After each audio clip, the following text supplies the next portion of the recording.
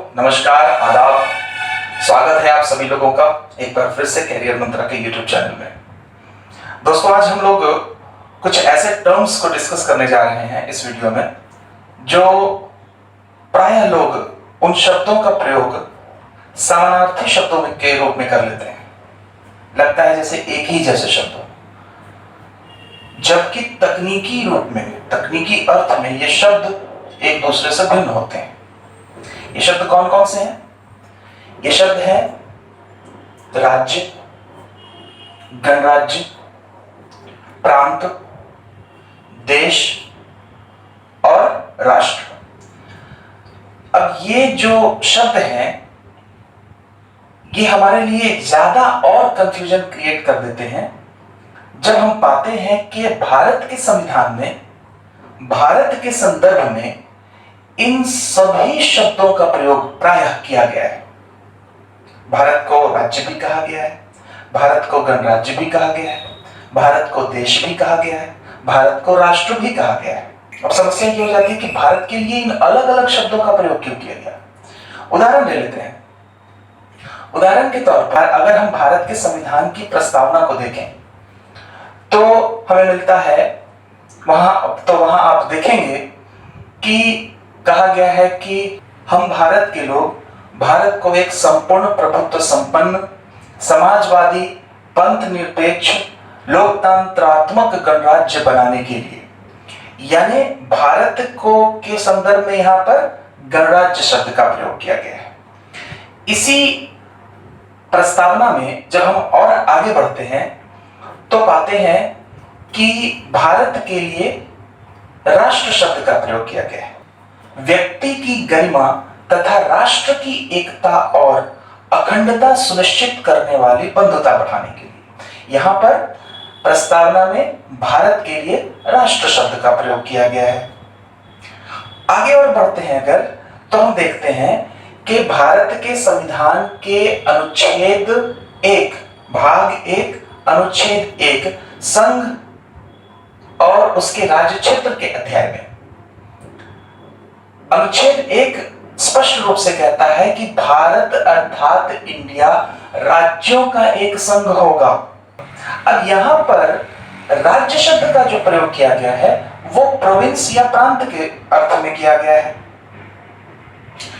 आगे अगर और हम देखते हैं तो नागरिकता के चैप्टर में अगर आप आ जाते हैं तो अनुच्छेद 8 में हमको देश शब्द का प्रयोग मिलता है। भारत के संदर्भ में देश का प्रयोग किया गया है। वहीं अनुच्छेद 9 में भारत के लिए राज्य शब्द का प्रयोग प्राप्त होता है। इसी तरह से और अगर हम आते हैं नीति निर्देशक तत्वों के अध्याय में जाते हैं तो वहां पर हमको अनुच्छेद 37, अनुच्छेद 48A इन सब में देश शब्द का प्रयोग किया गया। भारत के लिए देश शब्द का प्रयोग किया गया है। अनुच्छेद 51 क में चले जाए तो भारत के लिए राष्ट्र शब्द का प्रयोग किया गया है।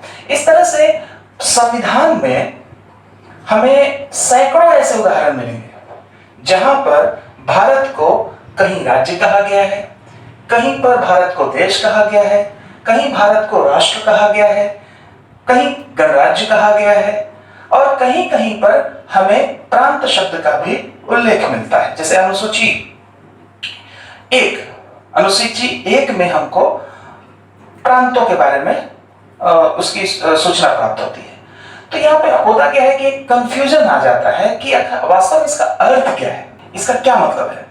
तो आज इस वीडियो में हम यही डिस्कस करेंगे और यही समझने का प्रयास करेंगे कि इन सभी शब्दों का तकनीकी अर्थ क्या है और इन शब्दों के जो प्रयोग किए गए हैं उसका अर्थ संविधान में क्या होना चाहिए। ध्यान आपको सिर्फ यही रखना है कि इन सभी शब्दों का तकनीकी अर्थ अलग अलग है और जैसे ही इन शब्दों का प्रयोग अलग अलग जगहों पर होता है, अलग अलग संदर्भों में होता है, तो उनका अर्थ भी बदल जाता है।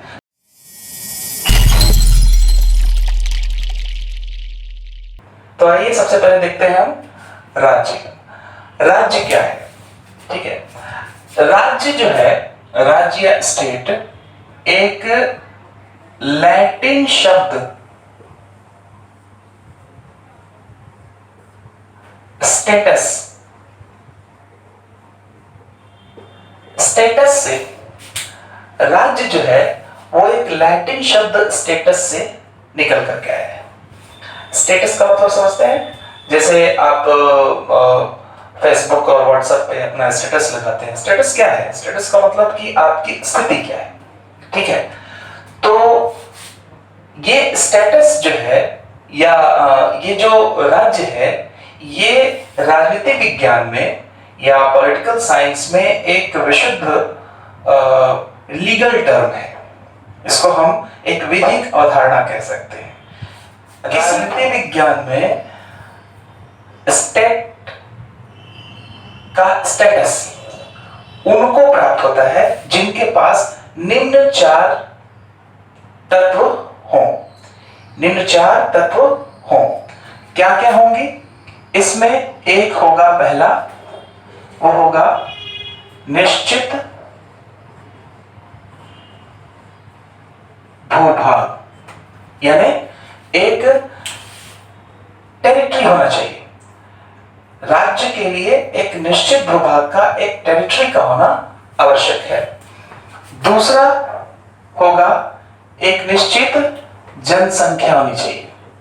राज्य के लिए आवश्यक है कि वहां पर एक निश्चित जनसंख्या कम से कम निवास जरूर करती हो। तीसरा, राज्य के लिए आवश्यक है कि वहां पर एक सरकार हो,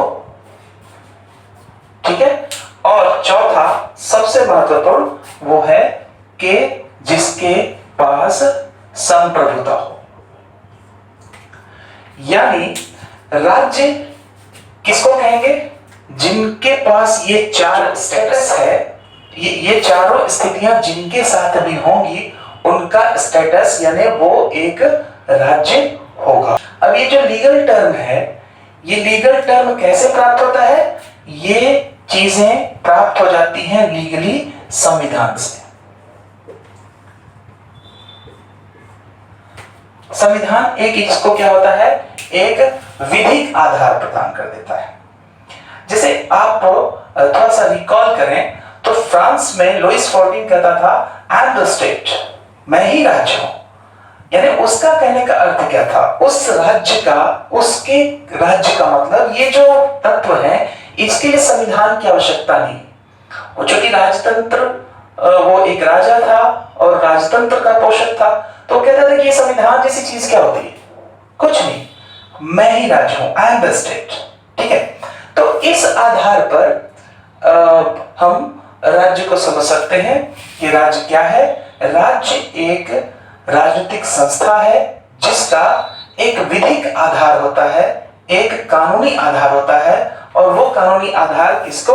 जो जिनके पास भी ये चार तत्व प्राप्त होंगे उनको हम राज्य कहते हैं। अब इसको हम अप्लाई करते हैं पूरी दुनिया पर, तो हमको पता ये चलेगा कि हम इंडिया को ले लें, अमेरिका को ले लें, फ्रांस को ले लें, इंग्लैंड को ले लें, जापान को ले लें, ऑस्ट्रेलिया को ले लें, पाकिस्तान को ले लें, चाइना को ले लें, ये सारे के सारे क्या हैं? ये सारे के सारे राजनीति विज्ञान की तकनीकी शब्दावली में ये सारे के सारे स्टेट हैं। ये क्या है? एक राज्य है, एक स्टेट है। यहां पर इस राज्य का मतलब हुआ ये कि इंडिया एक स्टेट है, ठीक है। राजनीति विज्ञान के इस तकनीकी शब्द को के अर्थ में अगर हम देखेंगे तो भारत एक राज्य है, ठीक है। बिहार, उत्तर प्रदेश, बंगाल, पंजाब, ये जो है ये इस तकनीकी अर्थ में राज्य नहीं है। क्यों नहीं है? क्योंकि इनके पास एक निश्चित भूभाग है, ठीक है। इनके पास जनसंख्या भी है, चलो ये भी मान लेते हैं।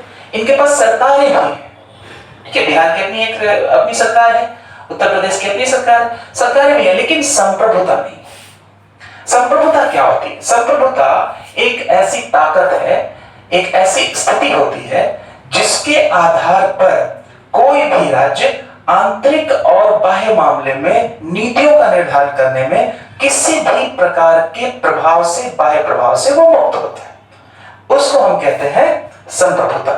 इस अर्थ को अगर आप अप्लाई करें तो बिहार, उत्तर प्रदेश या पंजाब या भारत के जितने भी सो कॉल्ड राज्य हैं वो संप्रभुता नहीं रखते। इसलिए इस अर्थ में बिहार या इस तरह के जो राजनीतिक इकाइयां हैं वो क्या होंगी, राज्य नहीं कहलाएंगी। ये क्या है, ये एक प्रांत है। राजनीतिक शब्द में, राजनीतिक विज्ञान के तकनीकी शब्दावली में अगर हम आते हैं तो ये एक राज्य न होकर के ये एक प्रांत है। हाँ, ये आप कह सकते हैं कि जो स्थिति भारत के राज्यों की है, भारत एक संघ है, यहाँ पे राज्य है बहुत सारे। फिर इसी तरह से यूनाइटेड स्टेट्स है, यहाँ पर भी यह भी एक संघ है, यहाँ पर भी कई राज्य है। लेकिन भारत के जो राज्य हैं, इन राज्यों की स्थिति, भारत में जो राज्य हैं इन राज्यों की स्थिति और यूनाइटेड स्टेट्स ऑफ अमेरिका जो है इन राज्यों की स्थिति में बहुत ही अंतर पाया जाता है। दोनों में अंतर हो जाएगा। क्या अंतर पाया जाएगा? क्योंकि भारत के जो राज्य हैं ये राज्य संप्रभुता, इन राज्यों को संप्रभुता नहीं है, ठीक है। जबकि अमेरिका में जो राज्य हैं ये संप्रभुता भी साझा करते हैं। अमेरिका की जो सरकार है उसके साथ वहां की जो सरकारें हैं, चाहे वो लुसियाना की सरकार हो, टेक्सास की सरकार हो, कैलिफोर्निया की सरकार हो, मिशिगन की सरकार हो, जितनी भी सरकारें हैं, जो वहां के राज्य हैं, जो प्रांत हैं, उनके वो अमेरिका के साथ अपनी संप्रभुता भी साझा करते हैं। उनके पास कुछ संप्रभु शक्तियां भी हैं। इसलिए ही आप देखेंगे कि अमेरिका को कहा जाता है संयुक्त राज्य अमेरिका, यानी ऐसे कई राज्यों का एक संयुक्त संघ है वो, ठीक है। इसको हम आगे कभी बताएंगे कि ये संघ, अमेरिकी संघ और भारतीय संघ में बहुत ही तकनीकी अंतर है। अमेरिका एक फेडरेशन है जबकि इंडिया एक यूनियन है और इसके दोनों की राज्यों की स्थिति में अंतर पाया जाता है। लेकिन यहां पर आपको यह समझना है कि भारत के जो राज्य हैं उनको हम राजनीति विज्ञान की तकनीकी भाषा में, तकनीकी शब्दावली में हम उनको राज्य नहीं कह सकते। क्यों नहीं कह सकते? क्योंकि इनके पास संप्रभुता नहीं है। ये क्या है? ये हमारे भारत के एक प्रशासनिक राजनीतिक इकाइयां हैं जिनको हम प्रांत या प्रोविंस कह सकते हैं। ठीक है, इसी को हम जरा सा संविधान के प्रावधानों के हिसाब से देखते हैं। हम अगर अध्ययन करते हैं तो अनुच्छेद 12 भारतीय संविधान के आर्टिकल 12 में, भारतीय संविधान के आर्टिकल 12 में राज्य शब्द की परिभाषा दी गई है। उसके अनुसार केंद्र की सरकार और संसद राज्य की सरकार और विधानमंडल और जो स्थानीय प्राधिकारी हैं, ये राज्य शब्द के परिभाषा के अंतर्गत भारत के संविधान में ये परिभाषित किया गया है। यानी भारत के संविधान राज्य किसको कहता है? भारत के संविधान में जहां राज्य शब्द का प्रयोग मिलेगा तो वहां पर हमको समझना क्या है? इन तीनों का अर्थ समझना है। वहां पर समझना होगा कि यहां पर राज्य का मतलब केंद्र की सरकार, राज्य की सरकार और स्थानीय सरकारें। इन तीनों प्रकार की जो सरकारें हैं, जितने भी प्राधिकारी हैं, जो राजनीतिक जो प्राधिकार हैं, वो सारे के सारे राज्य होते हैं। इसको अप्लाई करते हैं, थोड़ा सा इसको उदाहरण ले लेते हैं। जैसे अनुच्छेद 14 कहता है कि राज्य, भारत के राज्य क्षेत्र में, राज्य भारत के राज्य क्षेत्र में किसी भी व्यक्ति को विधि के समानता, विधि की समता और विधि के समान संरक्षण से वंचित नहीं करेगा। इसका अर्थ क्या हो रहा है, यहां पर जो अनुच्छेद 14 में राज्य शब्द का प्रयोग किया गया है कि राज्य किसी भी नागरिक में जो भारत के राज्य क्षेत्र में है उसमें किसी भी प्रकार का कानून की समानता स्थापित करने में और कानून का समान संरक्षण प्रदान करने में उसमें किसी भी प्रकार का कोई भेदभाव नहीं करेगा। अब इस राज्य का अर्थ अनुच्छेद 14 में क्या हुआ, इस राज्य का मतलब हो गया यानी कि न तो केंद्र की सरकार करेगी, न ही राज्य की सरकार करेगी और न ही स्थानीय सरकार करेगी।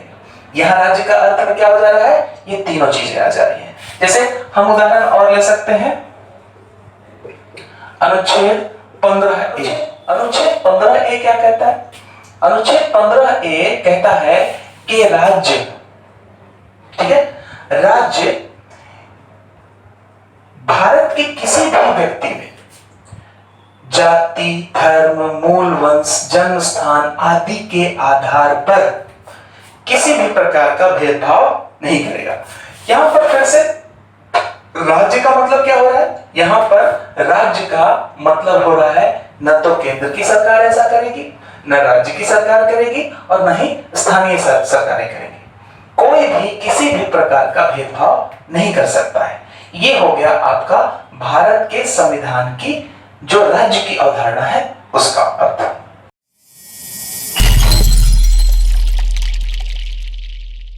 अब हम समझने का प्रयास करते हैं कि गणराज्य किसको कहते हैं, यानी रिपब्लिक किसको कहा जाता है। क्योंकि भारत के संविधान की प्रस्तावना में हमको पता चल रहा क्या कि बताया गया है कि भारत यानी हम भारत के लोग भारत को एक संपूर्ण प्रभुत्व संपन्न लोकतांत्रिक पंथ निरपेक्ष गणराज्य बनाने का। तो गणराज्य का मतलब क्या है, हमने राज्य तो समझ लिया था, राज्य समझ लिया था, लेकिन ये गणराज्य का मतलब क्या है ये समझना है। तो देखिए क्या है, हमने राज्य समझ लिया, राज्य क्या है, राज्य। अब ये गणराज्य क्या करता है, गणराज्य इस राज्य की प्रकृति बताता है,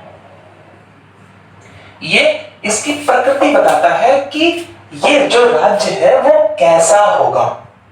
यानी इसका मतलब क्या है, कैसा होगा का मतलब इसकी प्रकृति क्या होगी। जैसे राज्य बहुत तरह के राज्य है, कुछ राजा महाराजा वाले राज्य हैं जहां का शासन राजा महाराजा करते हैं, ठीक है। जैसे राज शासन का आधार रखने वाले, जिनके यहां क्या होता है, जिनके यहां राजतंत्रात्मक यानी रक्त संबंध के आधार पर, जो किंगशिप के आधार पर या एक वंश के आधार पर वहां पर पीढ़ी दर पीढ़ी, पीढ़ी दर पीढ़ी, पीढ़ी दर पीढ़ी वहां पर शासन स्थापित होगा। उसका एक राज्य इस प्रकार का होता है। दूसरा एक राज्य इस प्रकार का भी होता है कि जिसका अर्थ होता है कि ये जो राज्य है यहां पर किसी भी वंश का शासन नहीं होगा, यानी वंशानुगत शासन नहीं होगा। यहां पर कोई भी व्यक्ति अपनी योग्यता के बल पर इस राज्य का प्रधान बन सकता है, इस राज्य का प्रधान बन सकता है, ठीक है। यानी गणराज्य किसको कहेंगे, इसको कहेंगे कि इसको कहेंगे। तो ध्यान रखें, ये जो स्थिति है जहां पर वंशानुगत शासन नहीं पाया जाता है उसको हम गणराज्य कहते हैं। जहां पर वंशानुगत शासन पाया जाता है उसको हम राजतंत्रात्मक राज्य कहते हैं। और यहां पे क्या हो जाता है, वंशानुगत शासन जहां नहीं पाया जाएगा वो कहलाएगा गणराज्य। क्लियर है, ठीक है। अब इसको अप्लाई करिए पूरी दुनिया में, आप इसको अप्लाई करिए तो पता चलेगा कि कौन कौन गणराज्य है और कौन कौन गणराज्य नहीं है। जैसे आप बात करते हैं तो हम इंडिया, इंडिया क्या है, इंडिया एक गणराज्य है। आपके भारत के संविधान की प्रस्तावना में क्या बताया गया है, हम भारत के लोग भारत को एक संपूर्ण प्रभुत्व संपन्न लोकतंत्रात्मक पंथ निरपेक्ष गणराज्य बनाने की बात करते हैं। गणराज्य मतलब हमारे देश में, जब हमारे देश में हमारे संविधान में गणराज्य शब्द का प्रयोग किया गया है तो इसका अर्थ ये निकलता है कि हमारे देश में, हमारे राज्य में क्या होगा, कोई राजा महाराजा का शासन नहीं होगा। हम किसी एक व्यक्ति को या एक वंश को, एक वंश के लोगों को हम नहीं मानेंगे। हम क्या करेंगे? हम उनको मानेंगे जो जनता जिसको चुन करके पहुंचाती है।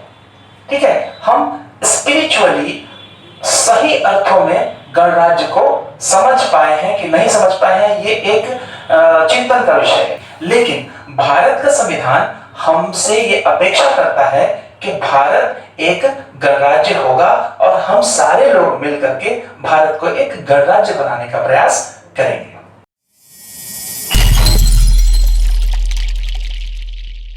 अब हम लोग अगला देखने वाले हैं प्रोविंस यानी प्रांत।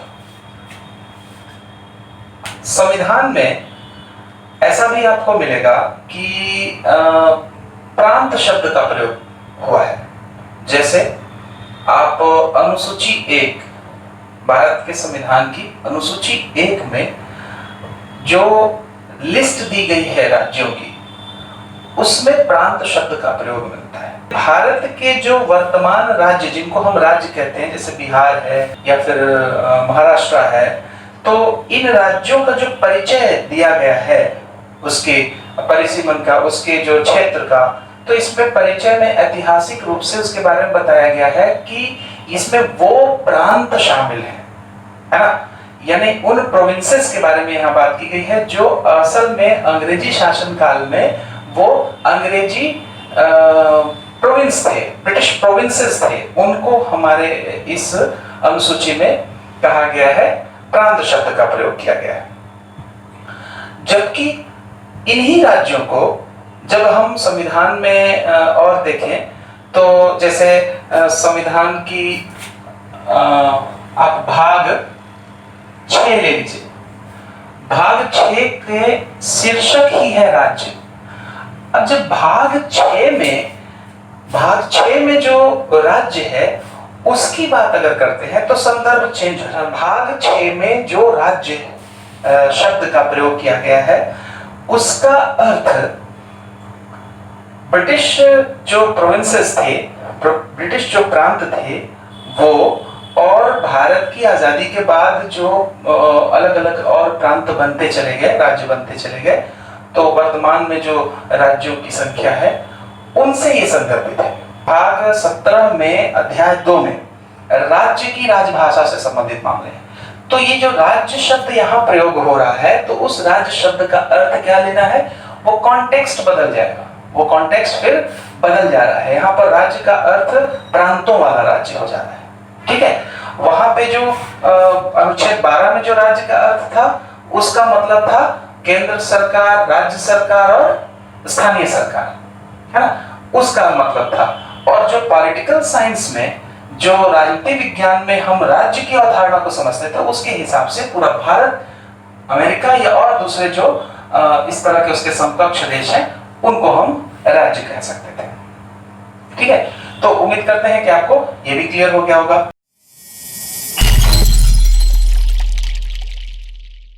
देश, देश यानी कि कंट्री। हमारे भारत के संदर्भ में भारत को अनेक जगहों पर, संविधान में अनेक जगह ऐसा भी है जहां पर भारत को देश कहा गया है, देश करके संबोधित किया गया है। तो इसका क्या अर्थ है, इसको समझना है। ठीक है, और ये आप ध्यान रखेंगे कि जहां भी देश शब्द का प्रयोग होगा कॉन्टेक्स्ट चेंज होगा। और कॉन्टेक्स्ट क्या चेंज हो जाएगा कि जो देश है ये एक भौगोलिक अभिव्यक्ति है। देश क्या है? देश एक भौगोलिक अभिव्यक्ति है। इसका अर्थ है कि जो देश शब्द है, ये देश पूरे विश्व के मानचित्र पर, इस पृथ्वी पर उसकी भौगोलिक अवस्थिति को प्रदर्शित करता है। यानी कि इस पृथ्वी पर कौन सा देश कहां पर है ना। देश शब्द का प्रयोग किया जाएगा तो भौगोलिक अवस्थिति का संदर्भ होगा। ठीक है, इसको आप उदाहरण से समझने का प्रयास करिए, आसानी से समझ पाएंगे। जैसे आप देखें हमारे संविधान के अनुच्छेद 8, आर्टिकल 8 क्या बोलता है? हमारे देश की जो सीमा है, यानी कि अगर आप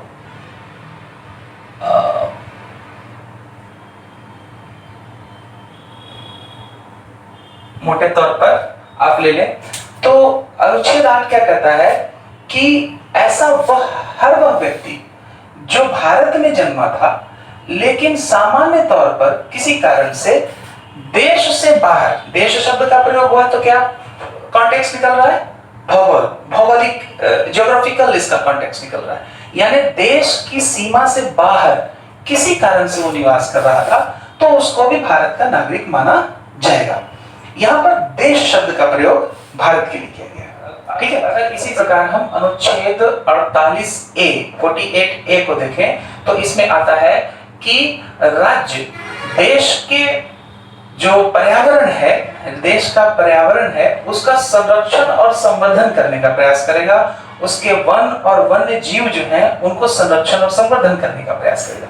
क्या आ रहा है? यहां पर भी आ रहा है, राज्य शब्द भी आ रहा है और देश शब्द भी आ रहा है। राज्य से अपेक्षा की जा रही है, राज्य का मतलब क्या हो गया यहाँ पर? अनुच्छेद 12 वाला, आर्टिकल 12 में फिर से जो राज्य शब्द, जहां भी राज्य शब्द का प्रयोग इस भाग 3, भाग 4 इन सबों में आ रहा है तो यहाँ पर राज्य शब्द का मतलब हो गया केंद्र की सरकार, राज्य की सरकार और स्थानीय सरकार। और देश शब्द का प्रयोग जब भी आएगा तो वो इसकी भौगोलिक परिधि को, भौगोलिक जो अवस्थिति है इसको, ये भौगोलिक सीमा को ये संदर्भित करेगा।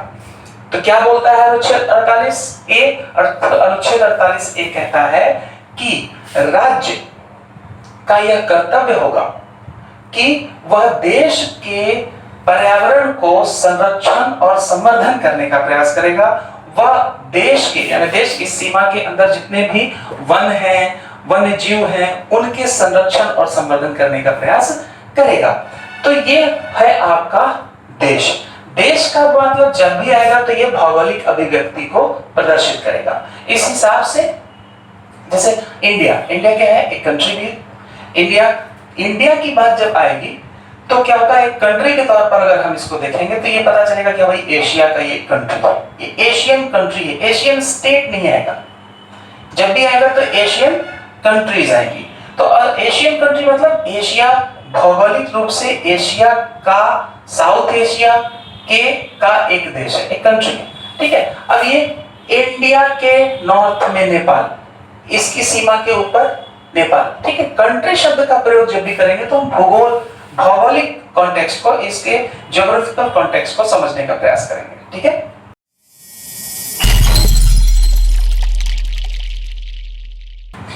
अब अगला है आपको समझना है, वो है राष्ट्र या नेशन। राष्ट्र या नेशन एक, समझे, एक टिपिकल थोड़ा सा है, ये एक व्यापक अवधारणा है। और इसका अर्थ क्या है? इसका अर्थ है, राष्ट्र किसको कहते हैं?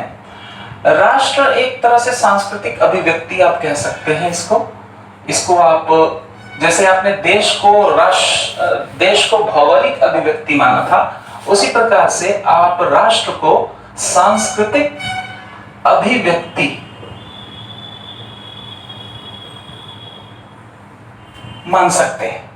मोटे तौर पर राष्ट्र एक ऐसी अवधारणा है जो क्षेत्र विशेष में रहने वाले, ध्यान रखेंगे, क्षेत्र विशेष, ये हमारा क्या है? ये हमारी भौगोलिक अभिव्यक्ति है भारत की। ठीक है, तो इस क्षेत्र विशेष में रहने वाले लोगों के बीच जो भी सांस्कृतिक पहचान है, वो जाति हो सकता है, वो धर्म हो सकता है, वो भाषा हो सकती है, वह आपकी पहचान हो सकती है, आपका पोशाक हो सकता है, आपके रीति रिवाज हो सकते हैं, आपकी मान्यताएं हो सकती हैं, आपकी कुछ परंपराएं हो सकती हैं। ये जो भी परंपराएं हैं, ये जितनी भी आपकी सांस्कृतिक पहचान है, उनमें राष्ट्र एकता, किसका? यूनिटी, एकता की अपेक्षा करता है। ठीक है, ये आपसे मांग करता है, बल देता है क्या? कि राष्ट्र कौन है? जब उनमें किसी क्षेत्र विशेष में रहने वाले लोगों के बीच एकत्व का भाव आ जाए, एकता की भावना आ जाए, तब वो राष्ट्र होता है। उनके अंदर एकत्व का भाव, एकता का भाव, भाईचारा का भाव, अपनत्व का भाव, एक लगाव, एक महसूस अगर होती है तो वो राष्ट्र होता है। और इस आधार पर वो संगठित और ताकतवर होते हैं। ये बहुत ही सकारात्मक एक विचारधारा है, जिसकी वजह से अगर आप इसका दृष्टिपात करें पूरी दुनिया में, तो इसके कुछ सकारात्मक परिणाम भी आए हैं और कुछ नकारात्मक परिणाम भी सामने आए हैं। पुनर्जागरण काल में ये उभर करके आया और इस राष्ट्र की अवधारणा ने बहुत सारे देशों को क्या किया? बहुत ताकतवर बना दिया। ठीक है, इस राष्ट्र की अवधारणा के कारण ही पश्चिमी यूरोप के जो देश हैं, ये सब 14वीं 15वीं शताब्दी में ही बहुत ही ताकतवर हुए और शक्तिशाली देश के तौर पर उभर करके आए। इसके पीछे का आधार क्या था? राष्ट्र। ये जो राज्य थे वो राष्ट्र राज्य की अवधारणा के साथ वो संगठित हो गए, उनके अंदर एकता का भाव आया और वो ताकतवर हुए। हिटलर ने इसी राष्ट्रवाद की भावना पर, राष्ट्र की भावना पर, जर्मन राष्ट्रवाद, उग्र जर्मन राष्ट्रवाद को उसने उकसाया, बढ़ावा दिया और जर्मनी के लोगों को उग्र रूप से अपने जर्मन जो पहचान है, उनकी जो अस्मिता है, उसके प्रति उकसाया और उसके बाद वो एक ताकतवर देश के रूप में संगठित हो गया। हालांकि इसके कुछ नकारात्मक पक्ष भी है, उसकी चर्चा हम यहाँ नहीं करेंगे। ठीक है, लेकिन हमको ये समझना है कि क्या है राष्ट्र, क्या है राष्ट्र की बात जब भी होगी तो क्या होगी? एकत्व की बात होगी, एकता की बात होगी, शक्तिशाली की बात होगी। इनके अंदर जो बैरियर्स होंगे उन बैरियर्स को समाप्त करने की बातें होंगी। ठीक है, बहुत सारे देश इस राष्ट्र की भावना के आधार पर अपने आप को मजबूत किए। हमारा भारत भी है, तो हम पूरी दुनिया में बहुत सारे देश और हमारा भारत भी, क्या हो रहा है कि राष्ट्र की इसी भावना के साथ हम जो टुकड़ों में बटे हुए थे, हम अंग्रेजों के समय में बहुत सारे टुकड़ों में बटे हुए, तो हमारे जो राष्ट्रवादी नेता थे, राष्ट्र का बात जब भी आएगा तो आपको समझना क्या ही है, राष्ट्र की बात जब भी आएगा तो आपको यही समझना है एकता की बात। तो हमारे जो राष्ट्रवादी मतलब एकता को सोचने समझने वाले जो लोग थे, उन लोगों ने लोगों को एक सूत्र में बांधा। सबसे पहले भारत को ताकतवर किया। जो आवाज अलग अलग थी उन सारी आवाजों को उन्होंने एक किया और एक करने के बाद वो अंग्रेजों को यहां से भगाने में सक्षम हुए। तो ये कुछ सकारात्मक पक्ष हैं, पूरी दुनिया में से निकल कर आए हैं। लेकिन इसके कुछ नकारात्मक परिणाम पर, इसके कुछ नकारात्मक अनुभव भी हमको पूरी दुनिया में देखने को मिलते हैं। जैसे अगर किसी विशेष पहचान के आधार पर, वो धर्म हो सकता है, वो नस्ल हो सकता है, वो भाषा हो सकती है या परंपरा, जो भी हो, किसी विशेष पहचान के आधार पर उन एक खास समुदाय में एकांगी एकता उभर करके आ जाए। एक साथ रहने वाले लोगों में लेकिन एकता आ भी रही है तो एकांगी आ रही है, तो इसका खतरनाक पक्ष, खतरनाक अनुभव सामने आया है। जैसे उदाहरण के तौर पर अपने भारत से ही लेते हैं। भारत में बहुत सारी विभिन्नताएं थी, बहुत सारी विभिन्नताएं हैं। इसमें क्या हुआ कि राजनीति इस ढंग से हुई कि टू नेशन थ्योरी आ गई। हमारे कुछ जो राजनेता रहे स्वतंत्रता संग्राम के दौरान, उन लोगों ने टू नेशन थ्योरी दे दी। ठीक है, एक मुस्लिम राष्ट्र की अलग बात होने लगी, हिंदू राष्ट्र की अलग बात होने लगी। ठीक है, मुस्लिम राष्ट्र के पैरोकार मोहम्मद अली जिन्ना, उन्होंने कहा कि मुस्लिम एक अलग राष्ट्र ही है। अलग राष्ट्र मतलब मुस्लिम एक अलग पहचान है, उनकी मान्यता, उनकी परंपराएं वो सब हिंदू धर्म से डिफरेंट है, तो ये एक अलग पहचान है, ये अलग राष्ट्र है। इस आधार पर उन्होंने लोगों को एकजुट करने का प्रयास किया और भारत के सामने ऐसी परिस्थितियां उत्पन्न हुई कि भारत का विभाजन करना पड़ा और भारत टूट करके एक पाकिस्तान नामक एक अलग देश बना। और ऐसा नहीं है कि इस तरह की स्थिति सिर्फ भारत के साथ हुई है। आप यूरोप के देशों में अगर देख लें, जैसे यहूदी जो है, यहूदियों में एक भावना आई कि यहूदियों का भी एक अलग पहचान है, यहूदी एक अलग राष्ट्र है। और उनके लिए कोई एक अलग यहूदी राष्ट्र नहीं था। तो इन्होंने क्या किया, इन्होंने पूरे जो यहूदी जहां जहां भी थे उन सारे लोगों को इकट्ठा किया और उन्होंने फिलिस्तीन से कट करके एक अलग यहूदी राष्ट्र की स्थापना की, जो कि यहूदियों के लिए सिर्फ वो स्थापित हुआ। यानी कहने का मतलब ये है कि यहूदियों में एकता तो आ रही है, लेकिन वो क्या हो गए, वो दूसरे से अलग हो गए। हमारे यहाँ मुस्लिमों के एक पक्ष में, एक गुट में एकता आई और वो क्या हो गए, वो अलग हो गए। क्या हो गया, इससे देश टूट गया। ठीक है, इसी तरह से आप बाल्कन जो प्रायद्वीप है वो कभी एक बहुत बड़ा क्षेत्र में बहुत सारी विभिन्नताओं वाला देश क्षेत्र था। वो भौगोलिक अवस्थिति ऐसी थी जहां पर बहुत सारी सांस्कृतिक विभिन्नताएं थी और इन छोटी छोटी सांस्कृतिक विभिन्नताओं के आधार पर इन लोगों ने अपने आप को संगठित करना शुरू किया। नतीजा ये हुआ कि बाल्कन प्रायद्वीप में भी बहुत सारे देश टूट करके छोटे छोटे देश अलग बन गए। आप यूएसएसआर का उदाहरण ले सकते हैं, बहुत सारी सांस्कृतिक विभिन्नताएं हैं वहां पे बहुत सारे देश टूट करके अलग हो गए। तो इस प्रकार से हमको इस राष्ट्र की अवधारणा का कुछ नकारात्मक पहलू भी दिखाई पड़ता है। देखिए, है क्या कि भारत जैसे देश के साथ समस्या और ज्यादा है, क्योंकि भारत में विभिन्नताएं बहुत ज्यादा है। हमारे देश में तो लगभग 1500 भाषाएं बोली जाती हैं। हमारे देश में दर्जनों धर्म के अनुयायी रहते हैं, सैकड़ों संप्रदाय हैं हमारे देश में। अगर इन सब के अंदर इन छोटी छोटी बातों को लेकर के, इन छोटी छोटी पहचानों को लेकर एकत्व का भाव, एकता का भाव आए और तो ये क्या होगा, एकांगी हो जाएगा और इससे क्या होगा कि देश के टुकड़े टुकड़े हो जाएंगे, है ना।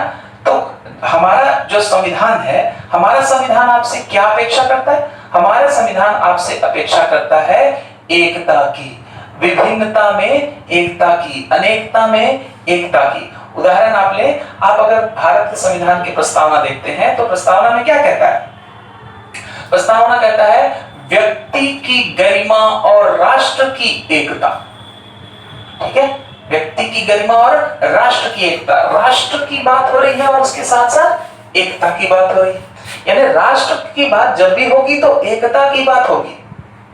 ठीक है, ये एकता की बात करता है, राष्ट्र की भावना एकता की बात करता है। और हमारे देश के संविधान निर्माताओं ने, हमारे संविधान ने हम भारतीयों से ये अपेक्षा करके रखा हुआ है कि हम एक हों, एकता हमारे हमारी पहचान चाहे जो भी हो, लेकिन हमारे अंदर एकत्व का भाव है। अनुच्छेद 51 को वहां आप लोग देखते हैं तो आपका संविधान, भारत का संविधान हर भारत के नागरिक से यह अपेक्षा करता है कि वह भारत के जो आदर्श रहे हैं, उनका जो इतिहास रहा है, उनकी जो परंपराएं रही हैं, उनका पालन करे, उनका सम्मान करे। और राष्ट्रीय ध्वज, देखिए राष्ट्रीय ध्वज की बात हो रही है, यानी कि ये जो हमारा जो देश है, इसके सारे लोग जो हैं, इनके अंदर ये बिहारी हो सकते हैं, ये मराठी हो सकते हैं, ये गुजराती हो सकते हैं, ये पंजाबी हो सकते हैं, ये तमिल हो सकते हैं, ये मलयालम हो सकते हैं, ये उड़िया हो सकते हैं, ये बंगाली हो सकते हैं, कोई भी हो। इन सारी विभिन्नताओं के रहने वाले जो इस देश के लोग हैं, इनके अंदर एकता का भाव जब आएगा तब हम राष्ट्र बन पाएंगे, और जब राष्ट्र बनेंगे तभी हम ताकतवर बन पाएंगे। और हमारे देश का संविधान हमसे अपेक्षा करता है कि हम राष्ट्र की एकता को बढ़ावा दें। हमारे देश के संविधान में बहुत सारे ऐसे उल्लेख आपको मिलेंगे जो हमसे राष्ट्र की परिकल्पना को मजबूत करने की अपेक्षा राज्यों से भी और नागरिकों से भी करती है।